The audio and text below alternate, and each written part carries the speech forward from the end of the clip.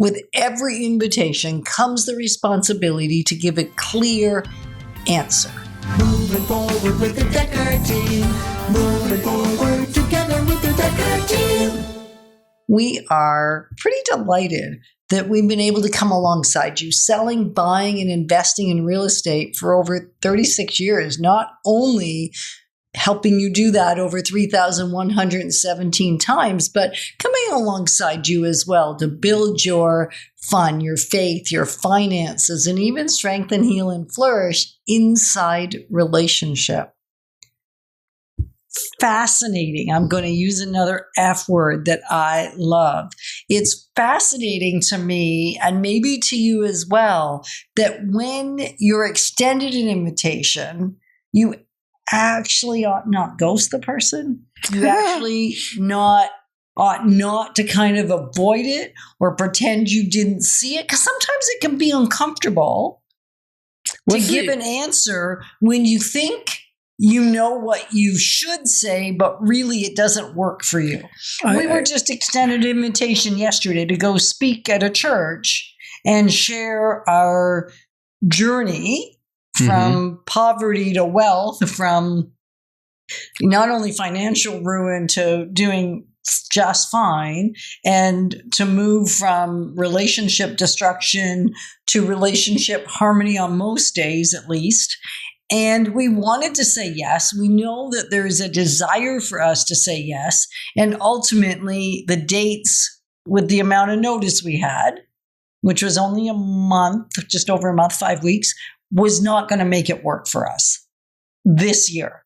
And yet it was hard to say no, but there was no load attached. So as much as a no was hard, it would have been, well, like we talked about in segment that we just did, segment B, there's an 80%, I think, higher chance I would have said no, even if I could have said yes, if I felt like there was pressure. So now I said, we can't do it this year, but we'd love to next year. If you can give us a bit more notice, we'll even work around it. Right. And I think there's also a thing, it's called RSVP, right? RSVP. Reply, s'il vous plaît. It's kind of Frenchish, but it means reply. Because some people think, oh, if I don't reply, it's a no. That's actually a little bit rude. Like we talked about ghosting, just pretending you didn't see the invite, pretending you didn't hear the voicemail.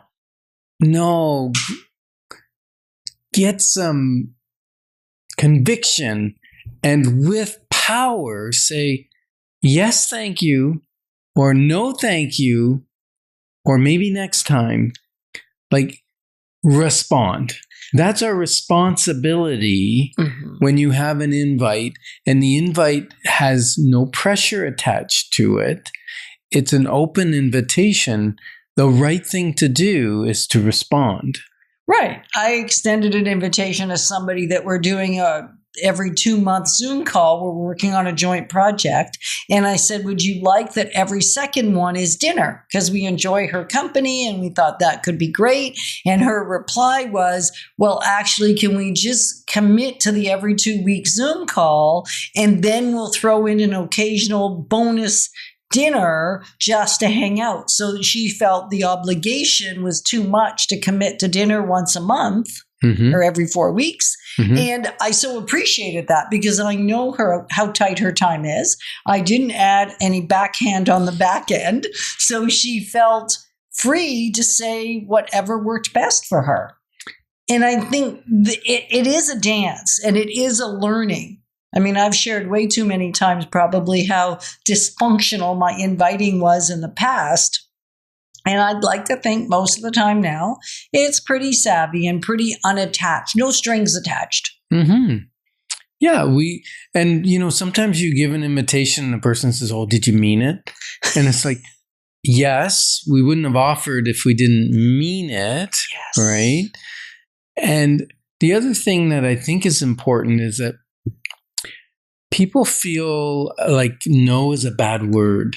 And it's not, because when you get an invitation, whether it's to volunteer, like for instance, when I was volunteering with the Ottawa Real Estate Board, I kind of put in my mind I would do about 8 years. It's not that I don't volunteer a little bit here or there if they need something, but I put a focus on for 8 years.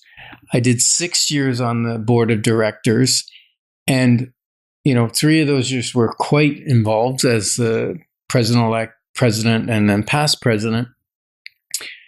And at the end, I was saying, yes, I'm stepping down. I'm going to make room for new blood, new person to join, whatever. And many people said, "Oh, but you have so much experience. You're so wise around the board table. Can we entice you to stay another year or two?" And the answer was, that's lovely, that's flattering, that's honoring. And no, the answer is no, because I preset. Because one of the things that we found is that 60% of people volunteering in community groups and things will suffer from burnout. Because they don't know when to say no. They don't know how to say no. Because it's a good thing they're doing. It was a great thing you were doing. Mm-hmm. And the fascinating, I think that's my word of the day, fascinating, that if you had said yes, you would have actually let yourself down and let them down. And I would have let someone else way, way more important down. Yeah, yes. You would have let me down because it was a commitment from the beginning that this was about an 8-year journey, not a 10-year journey. And the thing is, there's some perks there for me. Like there's some rewards, some accolades, some way to go, some travel, some meetings, some dinners, and some interactions with people that I really enjoyed. So there is a part of me that's wanted to say yes. Right. And there's the other part that said, whoa, big guy, your relationship with your wife took a bit of strain during those years and time to make up some lost ground. Right. And let's focus on other parts, more on your business, more on your relationship, more on your family, pour into your grandkids. Like everybody's got 24 hours. A third of that is spent sleeping, hopefully. So then what are you doing with the rest of the hours? Right. And more on Building Wealth Wisely workshop. There wasn't a lot of capacity to take on that on a 2-3 times a year when you were president and president-elect and couldn't do it. That's president. why we paused it. Impossible. That's one of the reasons we paused it. So there was a cost. An interesting thing, when you say no, if Ken had added all his reasons, and you could hear how many reasons he had so many. Oh, I could come up with more if you wanted. Oh, I know. So many reasons to say no. As soon as you start layering on the reasons, you're actually, without knowing it, inviting debate. You're inviting the person that extended the invitation to try and convince you otherwise. That's a great segue into what Anne Lamott said, and probably lots of people have said, and I say it all the time, so maybe I coined it. It says, no is a complete sentence. You don't have to justify. Because when you justify, you really are opening up the dialogue.